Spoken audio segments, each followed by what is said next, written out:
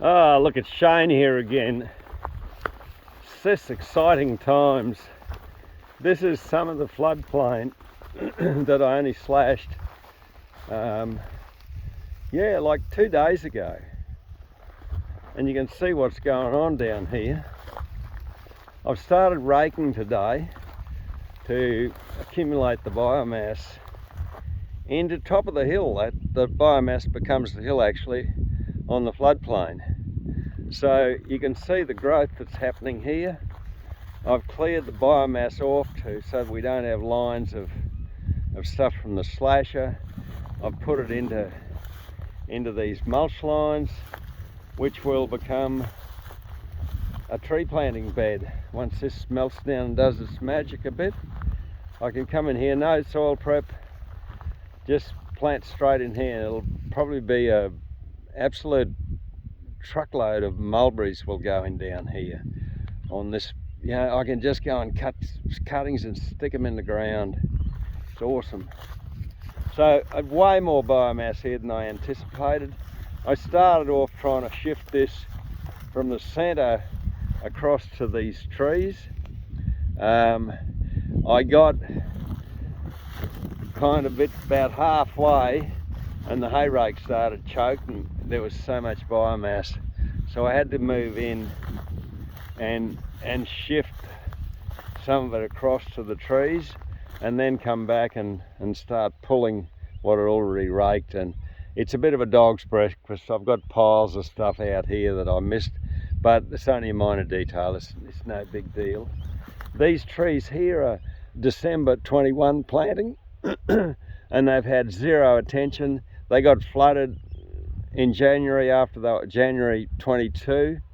A lot of the mulch got washed away from them, so they've survived, through hell and high water with bugger all attention.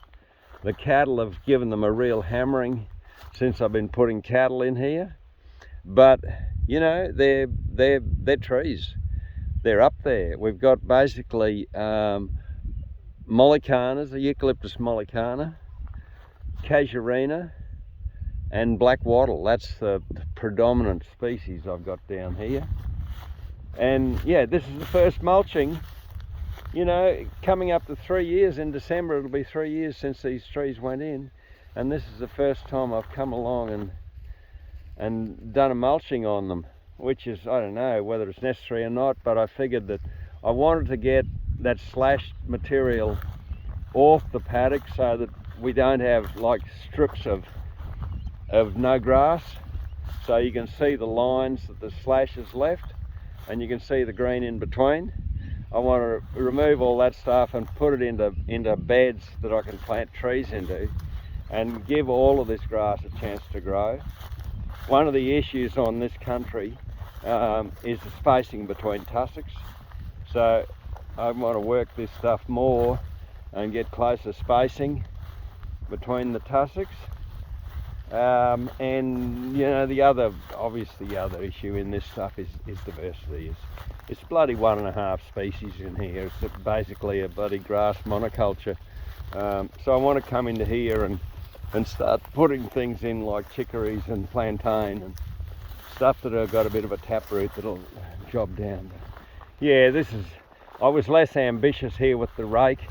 I went across, this is a row, I think these are 25 metre between trees here. So I bit off about half of this row to rake across, and that's quite adequate for this line of trees. Like if I had new trees and I wanted to remulch them, that's quite an adequate amount of mulch to come in and mulch with. And where Cass and Dixie are there, I haven't raked there yet. But I'm just playing around with my rake, seeing how much biomass is here. It's incredible the amount of biomass that grew in here last summer, and it's probably going to knock that over this year with way more. So these rows of 25 metres is plenty to get enough biomass to remulch the trees. So the paddock is talking to me, says this is what we require. And I don't know, it'll be interesting to see what mulching these trees does to them. But I guess it's just, you know, natural sequence farming.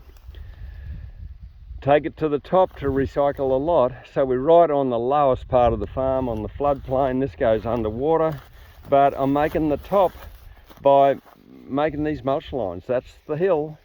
That's where the whole fertility thing's happening, and that will just leak out through the whole floodplain here and keep it going.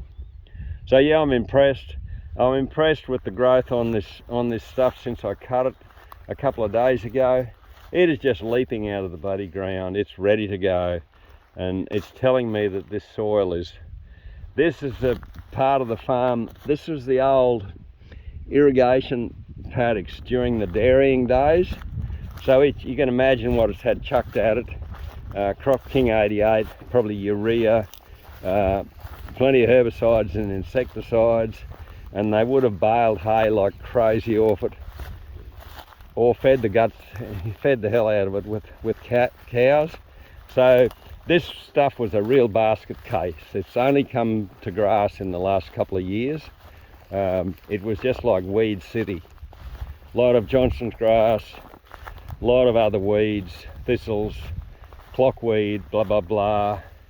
But it has now turned the corner, and you know, a few interventions, a flood, natural sequence farming contours, a bit of disturbance with a set of offsets, slashing, you know, just a few disturbances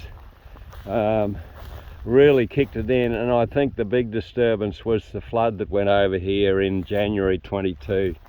I think that was the icing on the cake, because it suddenly got a recharge of top, you know, top dressing from the muddy Wide Bay Creek, thanks to my upstream neighbours who donated their fertility. Wonderful. So yeah, incredible amount of biomass here, and I've got a few days raking ahead of me. This is the area that I'm going to do the instead of these are north-south rows. So instead of doing this, I'm going to do a lot of east-west rows in here.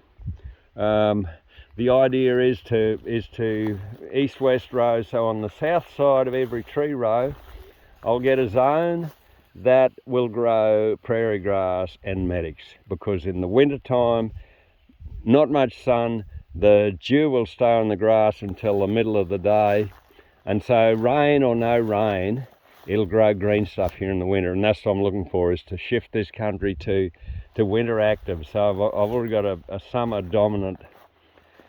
active dominant pasture which frosts out in the winter, and the trees will do two things. They'll reduce the frosting, and they will, if I do these east-west rows, that'll create a microclimate to grow those winter species and really capitalise on that dew, that small water cycle. So that's it. Bye-bye.